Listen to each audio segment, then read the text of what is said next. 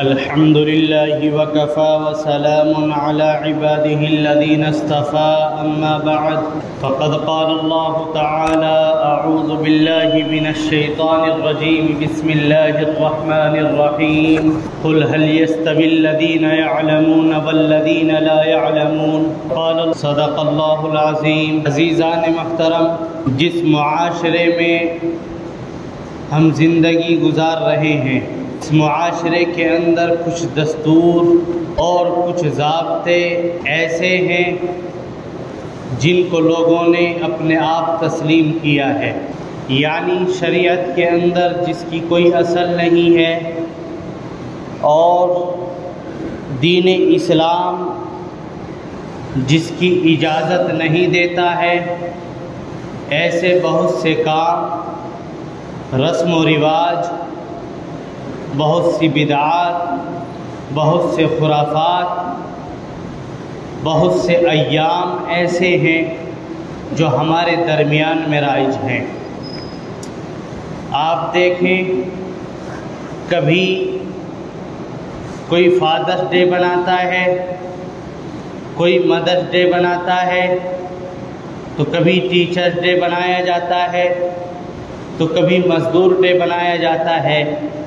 الگ الگ دنوں کے نام منتخب کیے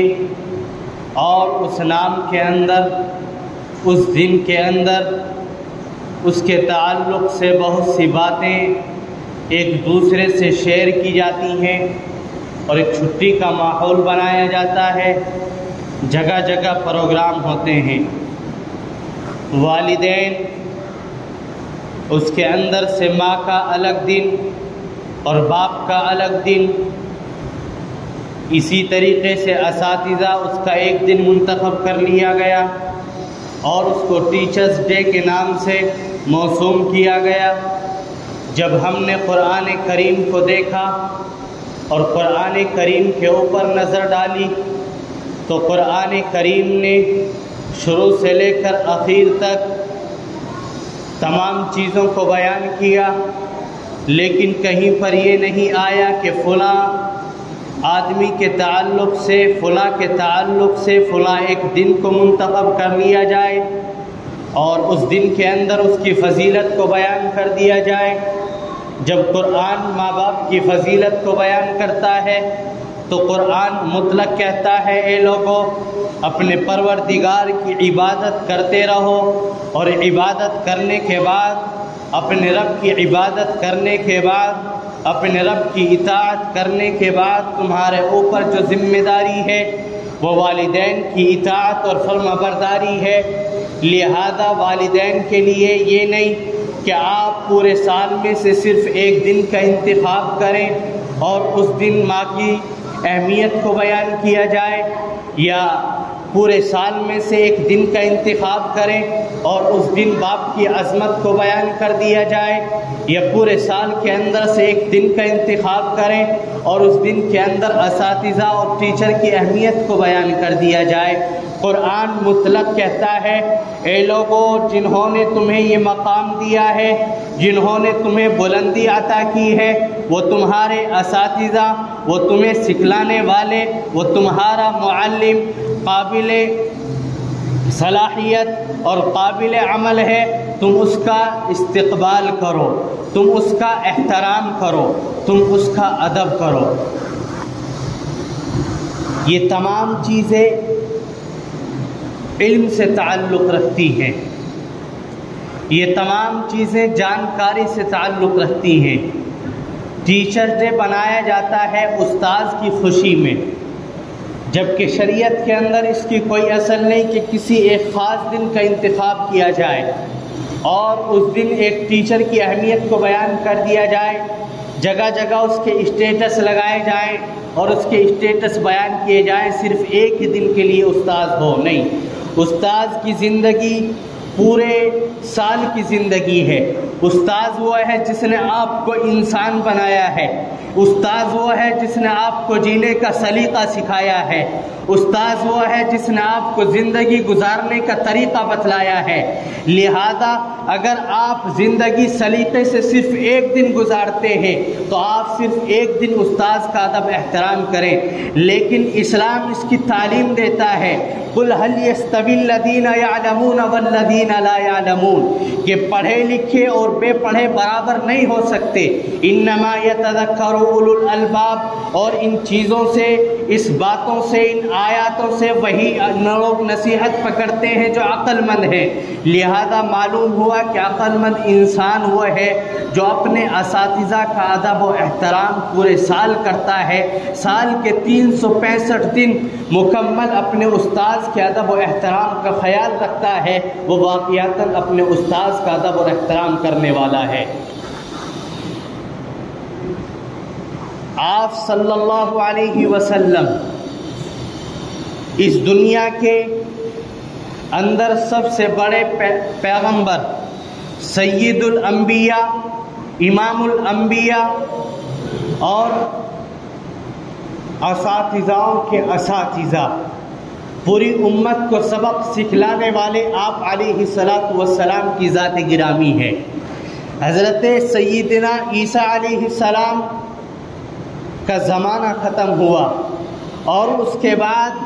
تقریباً 600 سال کا وقفہ گزرتا ہے۔ اس 600 سال کے وقفے میں اس دنیا کے اندر ایک طریقے کی تاریکی چھاتی ہے اور اس دنیا کے اندر ایک طریقے سے اندھیرا چھا جاتا ہے، قتل و غارت گری عام ہو جاتی ہے، لوگوں کے حقوق کو سلب کیا جاتا ہے اور زناکاری عام ہو جاتی ہے، بچیوں کو، عورتوں کو زندہ درگور کر دیا جاتا ہے،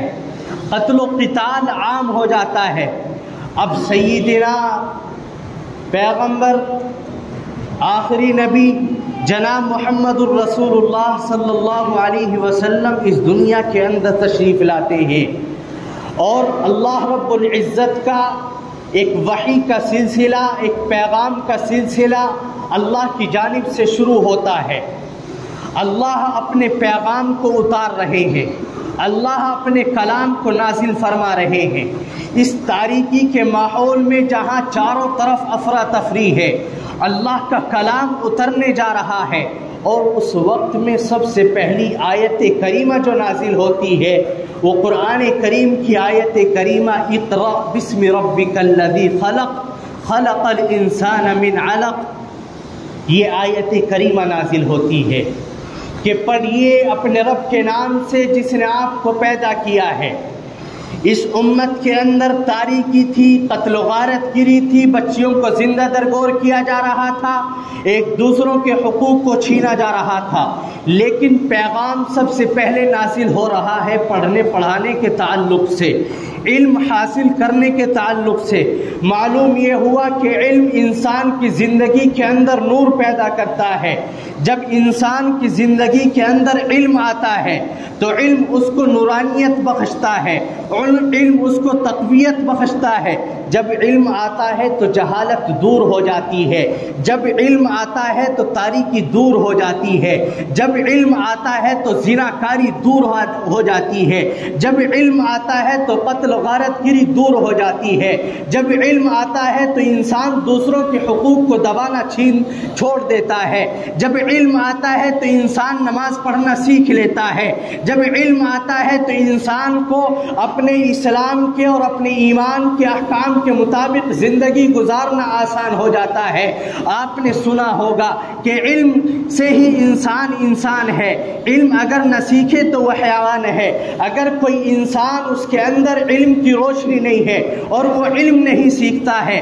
تو وہ جانور کے برابر ہے، اور وہ گھرانہ جس کے اندر ایک بھی انسان پڑھا لکھا نہ ہو وہ جانوروں کا اڈا ہے، اور جس ملک کے اندر پڑھے لکھے لوگ نہ ہو، علم اس کے اندر نہ ہو تو وہ جانوروں کا ایک جنگل ہے، حیوانوں کا ایک جنگل ہے۔ معلوم یہ ہوا کہ علم جہاں پر داخل ہوتا ہے وہاں سے حیوانیت کو ختم کر دیتا ہے، علم جس جگہ بھی جاتا ہے انسان کی تاریکی کو ختم کر دیتا ہے، جہالت وہاں سے دور ہو جاتی ہے۔ آج کا مسئلہ یہ ہے کہ آج ہمارے درمیان میں جہالت زیادہ پیدا ہو گئی ہے، اور اللہ کے نبی کی حدیث ہے کہ قرب قیامت میں ہوگا یہ کہ اللہ رب العزت علم کو اٹھا لیں گے، اور اللہ علم کو ایسے نہیں اٹھائیں گے کہ قرآن کریم کو ایک دم یوں ہی اٹھا لیا جائے، یا کتابیں جو پڑھائی جاتی ہیں، قرآن کریم جو پڑھایا جاتا ہے اس کو سلب کر لیا جائے اور کوئی فرشتہ آسمان سے آئے اس کو اٹھا کر کے لے جائے۔ نہیں، علم اٹھانے کی علامت اللہ نے اس طریقے سے بیان کی کہ اللہ علم والوں کو اٹھا لیں گے، علماء کو تمہارے درمیان سے اللہ رب العزت اٹھا لیں گے۔ ابھی آپ کے سامنے 2-3 سال پہلے لاک ڈاؤن کا زمانہ گزرا، اور جب سے ایک سلسلہ چلا ہے علماء پہ در پہ جا رہے ہیں، اللہ رب العزت علم کو چھین رہے ہیں، علم اس دنیا سے اٹھتا جا رہا ہے، جہالت بڑھتی جا رہی ہے۔ اور پھر اللہ کے نبی فرماتے ہیں کہ جب علم اٹھا لیا جائے گا، علماء تمہارے درمیان سے ختم ہو جائیں گے، تو جاہل لوگ اس مرتبے پر آئیں گے اور لوگ ان سے فتوے معلوم کریں گے، اور وہ بغیر کسی دھڑک کے، بغیر کسی چو چرا کے دھڑلے سے فتوے دیں گے، اور وہ خود بھی گمراہ ہوں گے، لوگوں کو بھی گمراہی کے اندر داخل کریں گے۔ معلوم یہ ہوا کہ علم کی اہمیت جس طریقے سے آپ کے سامنے بیان کی جا رہی ہے، اس موضوع کو ہمارے لیے سمجھنے کی ضرورت ہے، اس موضوع کو ہمارے لیے دل سے لگانے کی ضرورت ہے۔ ہمیں سمجھنا چاہیے کہ علم کا کیا مقام ہے، اور ہمیں علم حاصل کرنا چاہیے نہیں کرنا چاہیے۔ علم 2 طریقے کا ہوتا ہے، ایک علم وہ ہے جو نافع ہے، ایک علم وہ ہے جو غیر نافع ہے۔ علم نافع وہ ہے جو انسان کو نفع دیتا ہے، علم غیر نافع وہ ہے جو انسان کو نفع دینے والا نہ ہو۔ دنیاوی علم انسان کو نفع تو دیتا ہے لیکن وہ صرف دنیا تک محدود رہتا ہے، دینوی علم، اخروی علم انسان کو نفع دیتا ہے، یہاں بھی نفع دیتا ہے، آخرت میں بھی نفع دیتا ہے۔ آج کیا وجہ ہے؟ بہت سے لوگوں کا اشکال ہوتا ہے، یہ مولوی لوگ، یہ علماء لوگ جب علم کے اوپر بیان کرتے ہیں، علم کی باتیں بتلاتے ہیں تو صرف اخروی علم کا بیان کرتے ہیں، کہتے ہیں کہ لوگ قرآن نہیں پڑھتے، کہتے ہیں کہ لوگ حدیث سے نہیں سیکھتے۔ لوگوں دیکھو آج ہمارے معاشرے کے اندر قرآن تو دور کی بات ہے، چلو میں کہتا ہوں کہ آپ قرآن صرف اتنا سیکھ لو جتنی شریعت نے اجازت دی ہے۔ شریعت کا حکم یہ ہے طلب العلم فریضۃ علی کل مسلم، کہ ہر مسلمان کے اوپر علم کا اتنا حاصل کرنا فرض ہے جس سے اسے حلال و حرام کی تمیز ہو جائے، علم کا اتنا حاصل کرنا فرض ہے جس سے آپ شریعت کے احکام کو پورا کر سکے۔ آپ مسلمان ہیں، نماز پڑھنے آتے ہیں، نماز پڑھنے کا طریقہ معلوم نہیں تو آپ کہاں سے علم والے ہو گئے؟ آپ مسلمان ہیں، زکوٰۃ آپ کے اوپر فرض ہے لیکن زکوٰۃ نکالنے کا طریقہ آپ کو معلوم نہیں، کہاں سے آپ نے علم حاصل کر لیا اور کہاں سے آپ شریعت کے اوپر چل رہے ہیں؟ روزہ آپ کے اوپر فرض ہے، آپ روزہ رکھتے ہیں لیکن روزے کے مسائل آپ کو معلوم نہیں، روزہ رکھنے کا طریقہ آپ کو معلوم نہیں، سنتیں آپ سے دور ہیں، احکامات آپ سے دور ہیں، پھر آپ نے آپ کو علم والا کہتے ہیں۔ ہم نے تو اتنا علم بھی حاصل نہیں کیا جتنے علم کے ذریعے ہم اللہ کی جانب سے فرائض جو ہمارے اوپر اللہ نے مقرر کیے ہیں ان احکامات کے اوپر ہم عمل کر سکیں۔ اس لیے فرمایا طلب العلم فریضۃ علی کل مسلم، ہر مسلمان کے اوپر اتنے علم کا حاصل کرنا فرض ہے، ضروری ہے جس سے اسے حلال و حرام کی تمیز ہو جائے، جس سے اسے احکامات کو پورا کرنے کا طریقہ آ جائے۔ ایک تاجر تجارت کرتا ہے لیکن تجارت کرنے کے اصول اور ضوابط اسے معلوم نہیں، وہ تجارت اسے کیا فائدہ دے گی؟ اسلام وہ واحد پیغام ہے، اسلام وہ واحد مذہب ہے جو انسان کی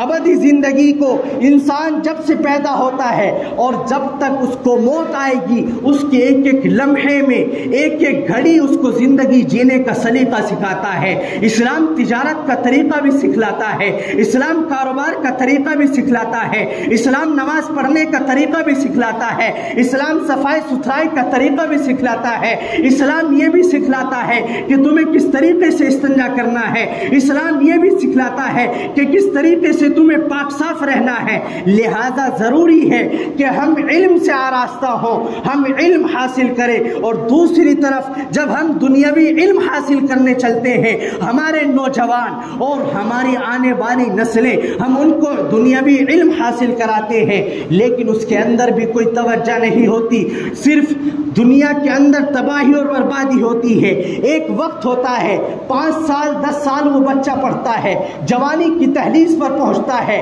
پورے عروج پر نہیں پہنچتا، پڑھائی اس کی مکمل نہیں ہوتی، گھریلو زندگی کے اندر گر جاتا ہے، معاشرہ اس کے اوپر تہمت لگاتا ہے، الزام تراشی کرتا ہے، نہ وہ انجینئر بنتا ہے نہ وہ ڈاکٹر بنتا ہے۔ مجھے بتلاؤ، جس باپ نے اپنے بیٹے کو اسکول کے اندر اس لیے داخل کیا تھا کہ اس کو ڈاکٹر بنائے گا، اس کو انجینئر بنائے گا، اس کو لیکچرر بنائے گا، اس کو ٹیچر بنائے گا، جب وہ نوجوان 17 سال کی عمر میں 20 سال کی عمر میں جوانی کی دہلیز پر پہنچا ہے، نہ وہ ٹیچر بنا ہے، نہ وہ انجینئر بنا ہے، نہ وہ ایک کامیاب ڈاکٹر بنا ہے تو وہ صرف ایک مزدور بنا ہے۔ وہ نوجوان جس نے 3 سال 4 سال انجینئرنگ کے لیے خرچ کیے ہو، کئی لاکھ روپے خرچ کر دیے ہو، اور پھر اس کی زندگی بیکار ہو گئی ہو، مجھے بتلاؤ اس کی وہ دنیاوی تعلیم حاصل کرنا کس قدر نفع مند ہے اور کہاں اس نے اس کو نفع دیا ہے۔ لہذا اگر آپ اخروی تعلیم حاصل کریں گے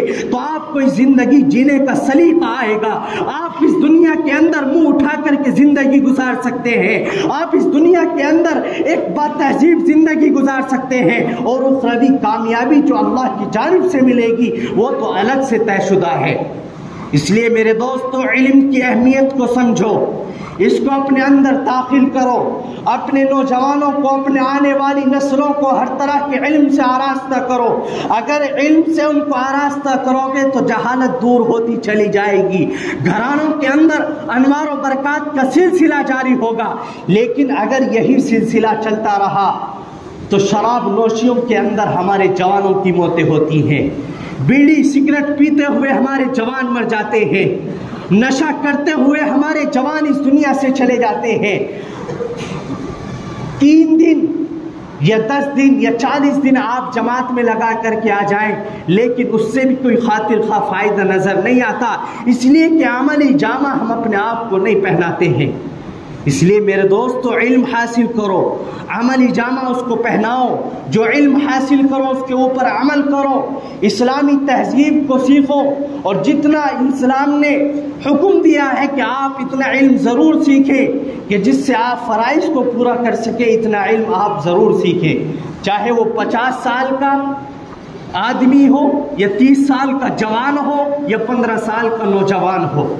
ہر ایک کے اوپر لازم ہے۔ ابھی کوئی جنازہ آ جائے اور جنازے کے اندر تقریباً 60 لوگ ہوں تو میں وعدہ کر کے آپ سے کہتا ہوں کہ ان 60 لوگ میں سے صرف 3 یا 4 افراد آپ کو ایسے ملیں گے جن کو جنازے کی نماز کی دعائیں یاد ہوں گی۔